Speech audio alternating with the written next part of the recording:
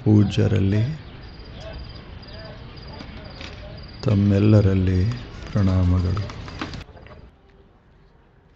ಸಿದ್ಧರಾಮೇಶ್ವರರು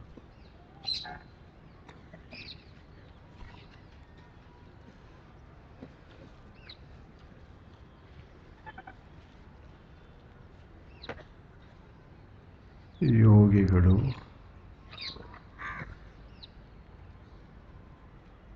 ಅನುಭಾವಿಗಳು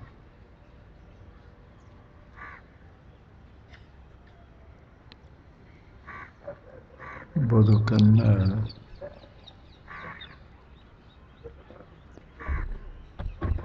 ಪವಿತ್ರಗೊಳಿಸುವ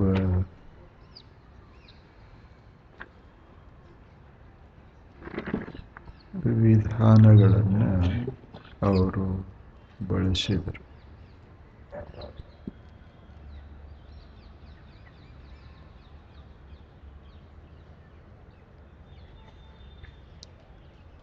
ಅವರ ಸಾವಿರಾರು ವಚನಗಳು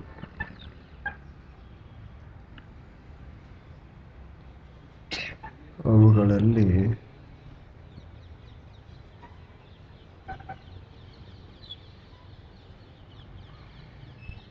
ಅವರ ಬದುಕು, ಅವರ ದರ್ಶನ, ಅವರ ಸಾಧನೆ ಎಲ್ಲವೂ ಮೂಡಿವೆ.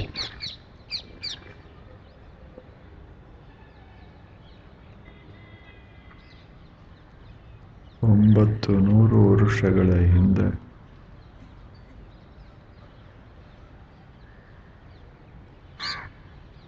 ಬಾಳಿ ಹೋದಂಥ ಸಿದ್ಧರಾಮೇಶ್ವರರು ಆಗಿನ ಯೋಗ ಜಗತ್ತಿನಲ್ಲಿ ಬಹಳ ಪ್ರಿಯರು, ಪ್ರಮುಖರು. ಅಲ್ಲಮ ಪ್ರಭುಗಳಿಗೆ ಅತ್ಯಂತ ಆತ್ಮೀಯರು.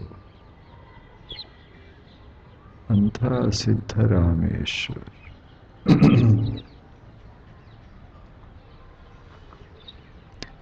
ಅವರು ಒಂದು ಸುಂದರ ಮಾತನ್ನ ಹೇಳ್ತಾರೆ. ಭಾವ ಬಲಿದಲ್ಲಿ ಲಿಂಗವಾಯಿತು, ಭಾವ ವಿಭಾವವಾದಲ್ಲಿ ಪಾಷಾಣವೆನಿಸಿತ್ತು, ಭಾವ ನಿರ್ಭಾವವಾದಲ್ಲಿ ಏನೂ ಎಂದೆನಿಸದು. ಕಪಿಲ ಸಿದ್ಧ ಮಲ್ಲಿನಾಥ. ಎಷ್ಟು ಅರ್ಥಪೂರ್ಣ ಭಾವವನ್ನು ಕುರಿತು ಅವರು ಹೇಳಿದ ಈ ಸುಂದರ ಮಾತು ಇದು.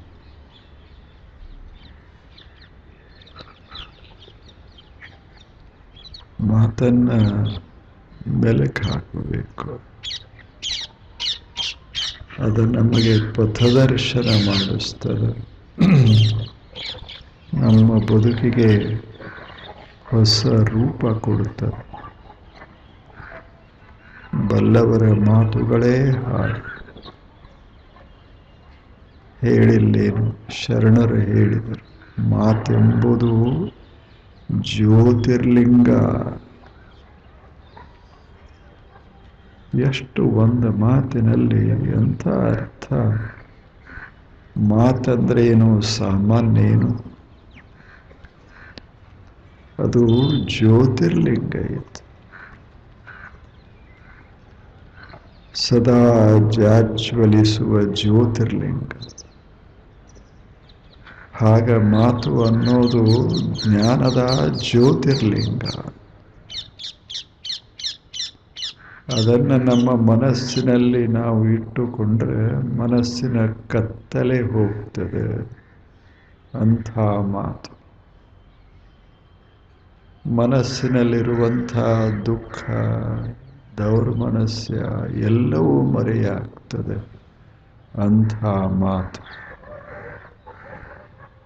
ಇಲ್ಲೇನು, ಎಂಥ ಮನೆಯೇ ಇರಲಿ, ಎಷ್ಟೇ ಕತ್ತಲೆ ಇರಲಿ, ಒಂದು ಸಣ್ಣ ಹಣತೆ,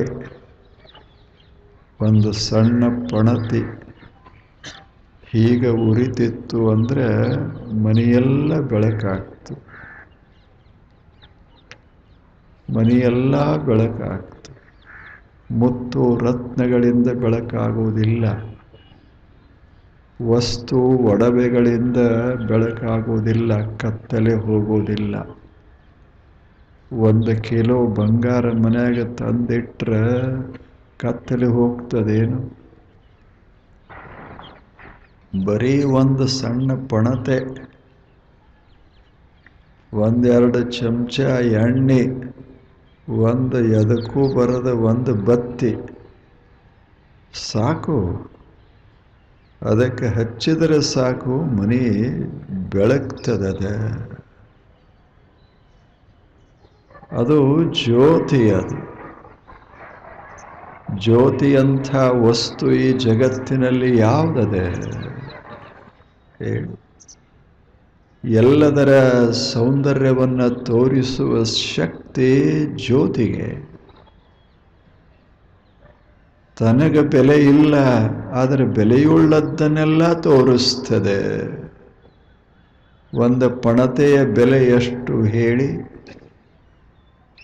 ಏನೋ ಒಂದಿಷ್ಟು ಪೈಸ ಪಣತೆ. ಅದಕ್ಕೆ ಯಾರೇ ಬಹಳ ಮಹತ್ವ ಕೊಡ್ತಾರೇನು? ಅದನ್ನೋದು ತಿಜೋರಿಯೊಳಗೆ ಯಾರೇ ಇಟ್ಟಾರೇನು? ಮತ್ತು ಅದು ಇಲ್ಲದ ಮನೆಯರೇ ಅದ ಏನು ಹೇಳಿ? ದೇವಾಲಯ ಇರಲಿ ಅಥವಾ ಗೃಹ ಇರಲಿ, ಅಲ್ಲಿ ಇರಬೇಕಾದದ್ದು ಏನು ಅಂದರೆ ಒಂದು ಚಿಕ್ಕ ಪಣತೆ. ಕತ್ತಲೆಯನ್ನು ನಿವಾರಿಸ್ತದೆ, ತೆಗೆದು ಹಾಕ್ತದೆ. It dispels the darkness. ಅಲ್ಲೇನು? ಹಾಗೆ ಇದು ಒಂದು ಮನೆ. ಈ ಮನೆಯೊಳಗೆ ಒಂದಿಷ್ಟು ಕತ್ತಲೆ ಅದ, ಅಜ್ಞಾನದ ಕತ್ತಲೆ ಇರ್ತದೆ. ಇದು ಒಂದು ಸುಂದರವಾದ ಮನೆ. ಎಷ್ಟು ಚಂದದೆ. ನಾವು ಕಟ್ಟಿದ ಮನೆಗಳು ತಿರುಗಾಡೋದಿಲ್ಲ, ಈ ಮನೆಗಳು ಮಸ್ತಾಗಿ ತಿರುಗಾಡ್ತವೆ. ಇಲ್ಲೇ ಎಷ್ಟು ಚೆನ್ನಾಗದಾವ ಮನೆಗಳು. ಇಂಥ ಮನೆಗಳ ಒಳಗೆ ಕತ್ತಲೆ ಇರಬಾರದು. ಕತ್ತಲೆ ಹೋಗಬೇಕಲ್ಲ. ಯಾವುದು ಇದ್ರೆ ಮನಸ್ಸು ಸದಾ ಚಿಂತೆಗೆ ಒಳಗಾಗ್ತದೆ, ಅದು ಕತ್ತಲೆ. ಯಾವುದು ಇದ್ರೆ ಸದಾ ಅಸಂತೋಷ ಇರ್ತದಲ್ಲ, ಅದು ಕತ್ತಲೆ. ಅಂಥ ಕತ್ತಲೆಯನ್ನು ತೆಗೆದು ಹಾಕಬೇಕಲ್ಲ, ಅದಕ್ಕೆ ಏನೂ ಮಾಡಬೇಕಾಗಿಲ್ಲ. ಕತ್ತಲೆ ತೆಗೆದು ಹಾಕುವುದಕ್ಕೇನು ಭಾರಿ ಭಾರಿ ಮಷೀನ್ ತರ್ತಾರೇನು? ಏನು ಮಾಡ್ತಾರೆ? ಏನೂ ಇಲ್ಲ. ಅದು ಅಷ್ಟು ಸುಲಭ, ಅಷ್ಟು ಸರಳ. ಏನು ಮಾಡಬೇಕಾಗಿಲ್ಲ, ಒಂದು ಸಣ್ಣ ಪಣತಿ ತರೋದಷ್ಟೇ. ಒಂದು ಚಿಕ್ಕ ಪಣತೆ. ಹಾಗೆ ಈ ಒಳಗಿರುವಂಥ ಈ ಕತ್ತಲೆಯನ್ನು ತೆಗೆದು ಹಾಕಬೇಕಾದರೆ, ದುಃಖಕ್ಕೆ ಕಾರಣವಾದ ಕತ್ತಲೆ, ಬಂಧನಕ್ಕೆ ಕಾರಣವಾದ ಕತ್ತಲೆ, ಸಂಸಾರದ ತಾಪಕ್ಕೆ ಕಾರಣವಾದ ಕತ್ತಲೆ, ಇದು ತೆಗೆದು ಹಾಕಬೇಕಾಗಿದ್ದರೆ ಇದನ್ನು ಬೆಳಕಾಗಬೇಕಾಗ್ತದೆ. ಬೆಳಕಾಗಬೇಕು. ಇದು ಹೋಗದೆ ಇದ್ದರೆ ದುಃಖ ಇರೋದೇ, ಚಿಂತೆ ಇರೋದೇ, ಎಲ್ಲ ಇರೋದು. ಎಷ್ಟು ಸಂಪಾದಿಸಿದರೆ ಏನಾಯಿತು? ಚಿಂತೆ ಅನ್ನೋದು ಹೋಗೋದು ಬಹಳ ಕಷ್ಟ. ದುಃಖ ಮರೆಯಾಗೋದು ಕಷ್ಟ. ಮನಸ್ಸು ವ್ಯಾಮೋಹಕ್ಕೆ ಒಳಗಾಗದೇ ಇರೋದು ಕಷ್ಟದ. ಆದ್ದರಿಂದ ಈ ಕತ್ತಲೆಯನ್ನು ತೆಗೆಯೋದದ. ಈ ಕತ್ತಲೆ ತೆಗೆಯೋದಕ್ಕೆ ಏನು ಬೇಕು ಅಂದರೆ ಮಾತೆಂಬುದು ಜ್ಯೋತಿರ್ಲಿಂಗ. ಮಾತು ಅನ್ನೋದೇ ಜ್ಯೋತಿರ್ಲಿಂಗ. ಹೇಗೆ ಹೊರಗಿನ ದೀಪ ಹೊರಗಿನ ಕತ್ತಲೆಯನ್ನು ಕಳೀತದೆ, ಇದು ಒಳಗೆ ಹಚ್ಚುವ ದೀಪ ಒಳಗಿನ ಕತ್ತಲೆಯನ್ನು ಕಳೀತದೆ. ಅಂಥದೊಂದು ಸುಂದರವಾದ ದೀಪ ಇದು. ಮಾತೆಂಬುದು ಜ್ಯೋತಿರ್ಲಿಂಗ. ಎಷ್ಟು ಛಲೋ ಹೇಳ. ಇದನ್ನು ಹೇಳಿದವರು ಬಹಳ ದೊಡ್ಡವರು, ಅನುಭಾವಿಗಳು. ಅಂಥ ಮಾತುಗಳನ್ನೇ ಆಡಿದರು. ಮಾತೆಂಬುದು ಜ್ಯೋತಿರ್ಲಿಂಗ. ಅಷ್ಟೇ ಹೇಳಿಲ್ಲ, ಅದು ದೇವಲೋಕಕ್ಕೆ ಬಟ್ಟೆ ಕಾಣಿರೋ. ಮಾತಂದ್ರೆ ಹೆಂಗದ? ದೇವಲೋಕಕ್ಕೆ ಹಾದಿ. ಬಟ್ಟೆ ಅಂದ್ರೆ ಹಾದಿ. ಆ ಮಾತನ್ನು ಇಟ್ಟುಕೊಂಡ್ರೆ, ಮಾತನ್ನು ಮನಸ್ಸಿನಲ್ಲಿ ಇಟ್ಟರೆ ಅದು ದೇವಲೋಕಕ್ಕೆ ಒಯ್ತದೆ ನಮ್ಮನ್ನು.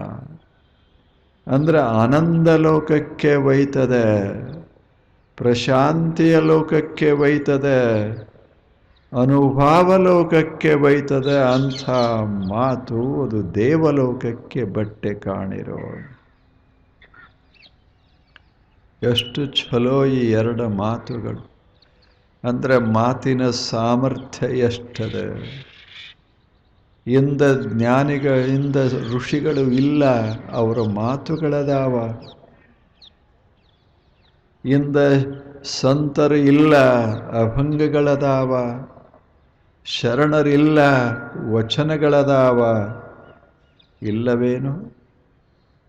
ಅವರು ಇಲ್ಲ, ಆದರೆ ಅದು ಏನು ಇರಬೇಕು ಅದ. ಎಷ್ಟು ಚೆನ್ನಾಗಿದೆ. ಒಂದು ಮಾತು ಸಾಕು ಬದುಕನ್ನು ಬದಲಾಯಿಸೋದಕ್ಕೆ. ಮನಸ್ಸಿನ ತಳಮಳ ತೆಗೆದುಹಾಕಿ, ದುಃಖ ತೆಗೆದುಹಾಕಿ, ಕಣ್ಣೀರ ಒರೆಸೋದಕ್ಕೆ ಒಂದು ಮಾತು ಸಾಕದ. ನಮ್ಮ ಬಂಧನಗಳನ್ನೆಲ್ಲ ತೆಗೆದುಹಾಕಿ ಸಂಸಾರದ ತಾಪ ಕಡಿಮೆ ಮಾಡೋದಕ್ಕೆ ಬಲ್ಲವರ ಒಂದು ಮಾತು ಸಾಕು. ಅಂಥ ಮಾತುಗಳನ್ನು ನಾವು ಸ್ವಲ್ಪ ನಮ್ಮ ಮನಸ್ಸಿನೊಳಗೆ, ಮನೆಯೊಳಗೆ ಒಂದು ಸುಮ್ಮನೆ ಹೀಗಿಡೋದು. ಅದಕ್ಕೇನು ದೊಡ್ಡ ಯೋಗ ಮಾಡಬೇಕಂತಲ್ಲ, ತಪಸ್ಸ ಮಾಡಬೇಕಂತಲ್ಲ, ಮಂತ್ರ ತಂತ್ರಗಳನ್ನು ಕಲಿತು ಅದನ್ನು ರೂಢಿಸಬೇಕಂತಲ್ಲ, ಏನೇನೂ ಮಾಡಬೇಕಾಗಿಲ್ಲ. ಸುಮ್ಮನೆ ಒಂದು ಪಣತೆ ಇಡೋದಷ್ಟೇ. ಒಂದು ಪಣತೆ ಅಷ್ಟೆ. ಅದು ತಾನೇ ತೋರಿಸ್ತದೆ, ದಾರಿಯನ್ನು ತೋರಿಸ್ತದೆ. ಅದು ದೇವನತ್ತ ಕರೆದೊಯ್ತದೆ. ಅದು ಆನಂದದ ಲೋಕದಲ್ಲಿ ನಮ್ಮನ್ನು ಪ್ರವೇಶಗೊಳಿಸ್ತದೆ. ಅಂಥ ಸಾಮರ್ಥ್ಯ ಬಲ್ಲವರ ಮಾತುಗಳಿಗೆ. ಮಾತೇ ದೇವರು ಒಂದು ದೃಷ್ಟಿಯೊಳಗ. ಅಷ್ಟು ಶಕ್ತಿ, ಸಾಮರ್ಥ್ಯ ಮಾತಿಗೆ. ಅಂಥ ಮಾತುಗಳನ್ನು ನಾವು ಬಹಳ ಅಲ್ಲ, ಸಾವಿರ ಮಾತಲ್ಲ, ಒಂದು ಸಾಕು. ಈಗ ಹಚ್ಚುದಲ್ಲೇನು ಎಷ್ಟೋ ಸಲ ಲಕ್ಷ ದೀಪೋತ್ಸವ ಅಂತ. ಗುಡಿಗಳಲ್ಲಿ ಒಂದು ಸಾಕು, ಲಕ್ಷ ಏನು? ಒಂದು ದೀಪ ಹಚ್ಚಿದ್ರೆ ಸಾಕು, ದೇವರ ಮ್ಯಾಲೆಲ್ಲ ಬೆಳಕ ಬಿದ್ದಿರ್ತದ. ಬರೀ ಒಂದು ದೀಪ ಹೇಳಿ. ಒಳಗೆ ಒಂದು ಗರ್ಭಗುಡಿ ಒಳಗೆ 1,00,000 ಹಚ್ಚಿದ್ರೆ ಗತಿಯೇನು? ಕಲ್ಪನಾ ಮಾಡಿ. ಒಂದು ಈಟದ ಗರ್ಭಗುಡಿ 10 ಫೂಟಿಂದು 8 ಫೂಟಿಂದು 1,00,000 ಹಚ್ಚಿದರೆ ಹೆಂಗಾಗ್ತದೆ? ದೀಪ ಹೇಳ್ತದೆ, ಒಂದು ನಾನು ಸಾಕು. ಮನುಷ್ಯನೇ ಕಣ್ಣು ತೆರೆದೊಂದಿಷ್ಟು ನೋಡು, ನನ್ನ ಬೆಳಕಿನಾಗ ತಂಪಾದ ಬೆಳಕ, ಕಾವಿನ ಬೆಳಕಲ್ಲ, ಸುಡೋ ಬೆಳಕಲ್ಲ, ತಂಪಾದ ಸುಂದರ ಬೆಳಕನ್ನು ಚೆಲ್ತೇನೆ. ನೀನು ಯಾವ ದೇವರನ್ನು ನೋಡಬೇಕಂತೀಯೋ ಆ ದೇವರನ್ನು ತೋರಿಸ್ತೇನೆ ಅಂತದ ಆ ಬೆಳಕ. ಅದು ಬೆಳಕು. ದೀಪ ಇದು ಯೋಗ, ಇದು ಜ್ಯೋತಿರ್ಯೋಗ. ಎಂಥ ಒಂದು ಮಾತು ಅನ್ನುವ ಜ್ಯೋತಿಯನ್ನ ಮನುಷ್ಯನೇ ನಿನ್ನ ಎದೆಯೊಳಗೆ ಹೀಗೆ ಇಟ್ಟುಕೋ. ಅಲ್ಲಿರುವ ಕತ್ತಲೆ ಅಜ್ಞಾನ ಹೋಗ್ತದೆ, ಜ್ಞಾನದ ಬೆಳಕ ಬೀಳ್ತದೆ. ಆ ಬೆಳಕಿನಲ್ಲಿ ಆನಂದದ ಅನುಭವ ಶುರುವಾಗ್ತದೆ. ಅಂಥ ಬೆಳಕು. ಅದಕ್ಕೆ ಅದೊಂದು ಯಾವಾಗರೆ ಒಂದೊಂದು ಮಾತನ್ನು ಮನಸ್ಸಿನಲ್ಲಿ ಹಾಕಿಕೊಂಡಿರಬೇಕು. ಸಣ್ಣ ಮಾತಿರಬೇಕಷ್ಟೆ, ಮಾತು ಇರಬೇಕು. ಹೇಳುವುದಿಲ್ಲೇನು, ಹಳ್ಳ್ಯಾಗ ಸಹಿತ ಹೆಣ್ಣು ಮಕ್ಕಳ ಹೇಳ್ತಾರೆ, ಮಾತು ಬಲ್ಲವ ಮಾಣಿಕ ತಂದ, ಮಾತು ಅರಿಯದವ ಜಗಳ ತಂದ. ಎಷ್ಟು ಚಲೋ ಹೇಳ್ತಾರೆ. ಹಳ್ಳಿ ಜನ ಭಾಳ ಜಾಣ್ರು. ಅವರೇನು ಓದಿ ಹೇಳ್ತಾರಂತಲ್ಲ, ನೋಡಿ ಕೇಳಿ ಮಾಡಿ ಜಗತ್ತಿನ ಜ್ಞಾನದ ಹಿನ್ನೆಲೆಯೊಳಗೆ ಹೇಳ್ತಾರೆ. ಮಾತು ಬಲ್ಲವ ಚಲೋ ಮಾತಾಡಕ್ಕೆ ಬಂದರೆ ಅವ ಸಂಪತ್ತನ್ನೇ ತರ್ತಾನ ಮನೆಗೆ. ಮತ್ತು ಮಾತು ಸರಿಯಾಗಿ ಆಡಕ್ಕೆ ಬರದೇ ಇದ್ರೆ ಜಗಳನೇ ತಗೊಂಬರ್ತಾನ ಮನೆಗೆ. ಎಷ್ಟು ಅನುಭವದ ಮಾತ ಹೇಳಿ. ಯಾಕೆ ಮನೆಗಳಲ್ಲಿ ಯಾಕೆ ತಾಪ ಆಗ್ತದೆ? ಮಾತಾಡಕ್ಕೆ ಬರುವುದಿಲ್ಲ ಅಂತ ತಾಪ ಆಗ್ತದೆ. ಚಲೋ ಇರುವುದಿಲ್ಲ ಅಂತ ಎಲ್ಲರೂ ಚಲೋನೇ ಇರ್ತಾರೆ. ಆದರೆ ಮಾತು ಸರಿ ಆಗದೆ ಇದ್ದರೆ ಎಲ್ಲ ಕೆಟ್ಟು ಹೋಗುತ್ತದೆ. ಏನು ಹೇಳಬೇಕು ಅದು ಚೆಂದಾಗಿ ಹೇಳಲಾರದೆ ಒಂದು ಥರ ಹೇಳಿಬಿಟ್ರೆ ತಾಪಾಗ್ತದೆ. ಹೌದಲ್ಲ ಹೇಳಿ. ಒಂದು ಮನೆ ಇರ್ತದೆ, ಏನು ಮನೆ ಹಿಂಗಂದ್ರೆ ತಾಪಾಗ್ತದೆ. ಏನು ಮನೆ, ಎಷ್ಟ್ರಾಗ ಎಷ್ಟು ವ್ಯತ್ಯಾಸದ. ಎಂಥ ಮನೆ, ಏನು ಮನೆ ಇದು ಅಂದ್ರೆ ಆ ಮನೆ ಮಾಲೀಕಿಗೆ ಎಷ್ಟು ಆನಂದ ಆಗ್ತದೆ. ಏನು ಮನೆ, ಮಜಾ ಇಲ್ಲ. ಅವೇ ಶಬ್ದ ಅನ್ನೋ ರೀತಿ ತಪ್ಪಿತು ಅಂದರೆ ಜಗಳ ಶುರುವಾಗ್ತದೆ. ಮೊದಲನೇ ಮನುಷ್ಯ ಏನು ಮನೆ ಅಂದ ಕೂಡಲೇ ಮನೆ ಮಾಲೀಕ ಬಂದವನೇ ಒಳಗೆ ಕರ್ಕೊಂಡು ಹೋಗಿ ಮಸ್ತ್ ಹಾಲು ಕೊಟ್ಟು ಏನು ಮನೆ ಕಟ್ಟಿದ ಕಥೆನೇ ಹೇಳ್ತಿರ್ತಾನೆ ಅವ. ಅದು ಜಗತ್ತಿನಾಗ ಮಾತಿನ ಮೇಲೆ ಬದುಕಬೇಕಾಗ್ತದೆ. ಮಾತು ತಪ್ಪಿತು ಕತ್ತಲಿ ಬಿತ್ತು, ಜಗಳ ತಂದ. ಹಂಗೆ ನಾವು ಚಲೋ ಒಂದು ಸುಂದರ ಮಾತು ಮನಸ್ಸಿನಾಗ ಒಂದು ಇಟ್ಕೊಂಡ್ರೂ ಸಾಕು, ಮಸ್ತ್ ಇರ್ತದ ಜೀವನ. ಅದ್ರಾಗ ತತ್ವನೂ ಇರ್ತದೆ, ಅಧ್ಯಾತ್ಮ ಇರ್ತದೆ, ಯೋಗ ಇರ್ತದೆ, ಎಲ್ಲ. ಅದಕ್ಕೆ ಅವರು ಸಿದ್ದರಾಮಣ್ಣನವರು ಒಂದು ಸಣ್ಣ ಮಾತು, 1-2 ಸಾಲ ಅಷ್ಟೆ, ಎಷ್ಟು ಚಂದದೆ. ಭಾವ ಬಲಿತಲ್ಲಿ, ಭಾವ ಬಲಿತಲ್ಲಿ ಲಿಂಗವೆನಿಸಿತ್ತು. ಭಾವ ವಿಭಾವವಾದಲ್ಲಿ ಪಾಷಾಣವೆನಿಸಿತ್ತು. ಭಾವ ನಿರ್ಭಾವವಾದಲ್ಲಿ ಇನ್ನೇನದ ಕಪಿಲ ಸಿದ್ಧ ಮಲ್ಲಿಕಾರ್ಜುನ. ಮುಗಿದಿಷ್ಟೆ.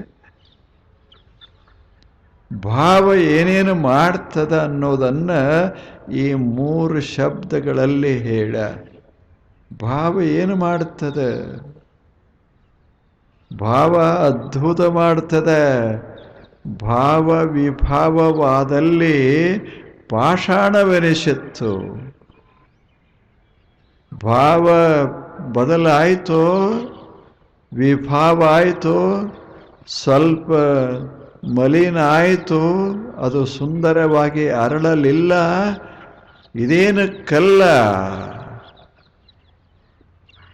ಭಾವ ಬಲಿತರ ಅದು ವಿಕಸಿತವಾಯಿತು ಅಂದರೆ ಕಲ್ಲಲ್ಲ, ಇದು ಲಿಂಗವೇ.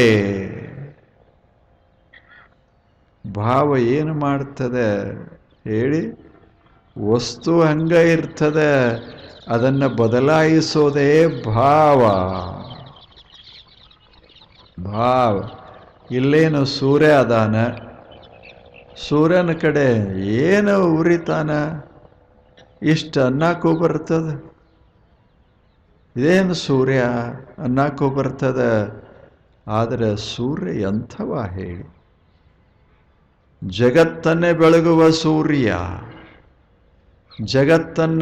ಜಗತ್ತಿಗೆ ಕಾವ ಕೊಡುವಂಥ ಸೂರ್ಯ, ಆಕಾಶದಲ್ಲಿ ನೀರನ್ನು ಎತ್ತಿ ಮಳೆ ಸುರಿಸುವಂಥ ಸೂರ್ಯ, ಜೀವನವನ್ನು ಪೋಷಿಸುವ ಸೂರ್ಯ, ಜಗತ್ತಿಗೆ ದೇವ ಸೂರ್ಯ.